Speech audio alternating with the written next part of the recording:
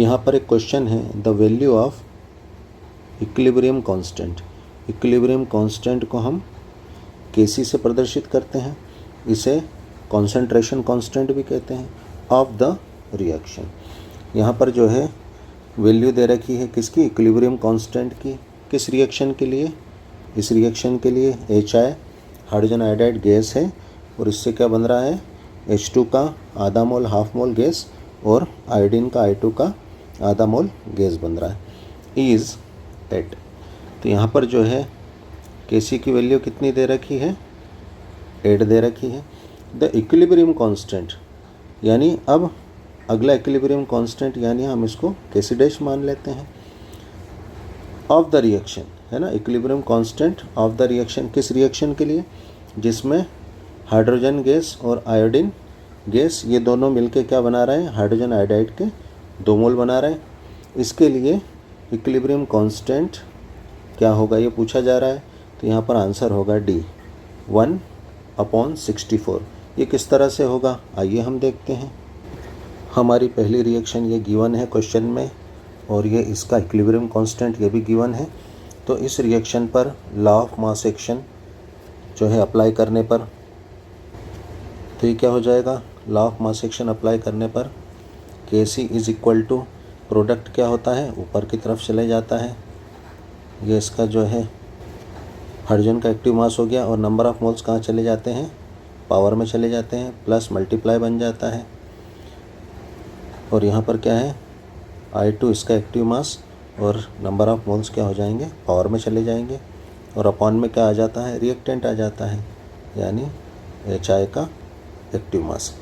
ये जो है हमने फर्स्ट रिएक्शन पर law of mass action apply कर दिया। यहाँ पर Kc की वैल्यू कितनी गिवन है, 8। तो यहाँ पर हम जो है इसकी वैल्यू रख देंगे। तो यहाँ पर क्या हो जाएगा, इक्वल टू 8, ठीक है ना। हमने Kc की वैल्यू रख दी। अब यहाँ पर हमारी दूसरी रिएक्शन क्या है, ये हमारी सेकंड रिएक्शन है और यहाँ पर Kc डैश की वैल्यू हमें निकालना है। यहाँ पर भी जो है law of mass action apply करने पर Kc डैश क्या हो जाएगा, हमारा प्रोडक्ट कहाँ चले जाएगा, लॉ ऑफ मास एक्शन में ऊपर चले जाता है, नंबर ऑफ मोल्स पावर में आ जाएंगे और नीचे जो है क्या आ जाएगा, रिएक्टेंट का एक्टिव मास प्लस मल्टीप्लाई हो जाएगा I2, ठीक है। अब यहाँ पर हमारी जो सेकंड रिएक्शन है जिसमें Kc डैश की वैल्यू पूछी जा रही है इक्विलिब्रियम कांस्टेंट की, इसके लिए तो इसको अगर हम देखें इस रिएक्शन को और हमारी जो फर्स्ट रिएक्शन है, तो फर्स्ट रिएक्शन में हाइड्रोजन आयोडाइड क्या है, रिएक्टेंट है और हाइड्रोजन और आयोडीन क्या है, प्रोडक्ट है। और हमारी सेकंड रिएक्शन में जो है हाइड्रोजन आयोडाइड क्या है, प्रोडक्ट है और हाइड्रोजन और आयोडीन क्या है, रिएक्टेंट है। तो हमें क्या करना पड़ेगा, इस फर्स्ट रिएक्शन को पलटना पड़ेगा ताकि हम जो है कंपैरिजन करने के लिए, तुलना करने के लिए जो है दोनों रिएक्शंस को इक्वल कर सकें, समान कर सकें, बराबर कर सकें।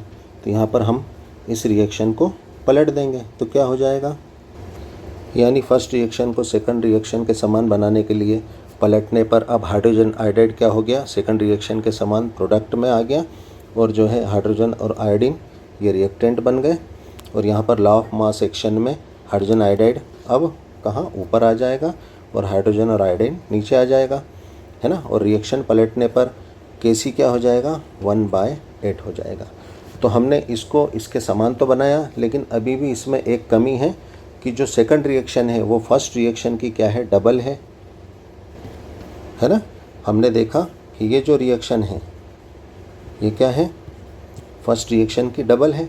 यहाँ पर स्क्वायर है और वहाँ पर हाफ है, तो यहाँ पर ये क्या है, हाइड्रोजन और आयोडीन 1/1 है। तो अभी भी यहाँ पर ये इक्वल नहीं हुई। इसको इक्वल बनाने के लिए हमें क्या करना पड़ेगा, फर्स्ट रिएक्शन का स्क्वायर करना पड़ेगा, ठीक है। तो हम फर्स्ट रिएक्शन का स्क्वायर कर देते हैं। तो ये हमारी फर्स्ट रिएक्शन है, इसका जो है हम स्क्वायर कर देते हैं। तो ये क्या हो गई, सेकंड रिएक्शन के इक्वल हो गई और Kc जो है इसका भी जो है इक्वल है, तो यहाँ पर इसका भी स्क्वायर हो जाएगा, ठीक है ना। ये वैल्यू जो है Kc की ही वैल्यू है, तो ये इसका स्क्वायर होगा, तो हमारे Kc का भी स्क्वायर हमें करना पड़ेगा, ठीक है। तो यहाँ पर जो है फर्स्ट रिएक्शन का स्क्वायर करने पर क्या हो गया, HI का स्क्वायर हो जाएगा और जो है हाइड्रोजन और आयोडीन क्या हो जाएंगे, 1-1 हो जाएंगे, हाफ हाफ मिलकर। तो ये हमने रिएक्शन का स्क्वायर कर दिया। अब यहाँ पर जो है Kc का स्क्वायर करने पर क्या हो जाएगा, ये 8 जा 64 है ना, 8 64 हो जाएगा। तो यहाँ पर क्या हो जाएगा 1/64 स्क्वायर करने पर। तो यहाँ पर जो है ये 1/64 हो गया। अब यहाँ पर अगर हम देखें तो HI का स्क्वायर अपॉन H2I2 ये किसके इक्वल है, हमारी सेकंड रिएक्शन के, ठीक है ना। ये किसके इक्वल हो गया, हमारी सेकंड रिएक्शन के। और ये जो हमारी सेकंड रिएक्शन है ये किसके इक्वल है, Kc डैश के। यानी हमारी फर्स्ट रिएक्शन में हम इस रिएक्शन की जगह हम जो है Kc डैश भी रख सकते हैं, क्योंकि ये क्या है, ये वैल्यू इस वैल्यू के इक्वल है। तो हम फर्स्ट रिएक्शन में जो है हमारी HI whole square upon H2I2 की जगह क्या रख देंगे, Kc डैश रख देंगे। तो हम यहाँ पर क्या करेंगे, इसकी जगह Kc डैश रख देंगे। तो यहाँ पर जो है इस वैल्यू की जगह हमने क्या करा, Kc डैश रख दिया। तो यहाँ पर हमारी सेकंड रिएक्शन के लिए Kc डैश की वैल्यू पूछी गई थी, जो कि क्या आई 1/64। तो यही हमारा आंसर होगा, क्या होगा, Kc dash is equal to 1/64। Thanks for watching.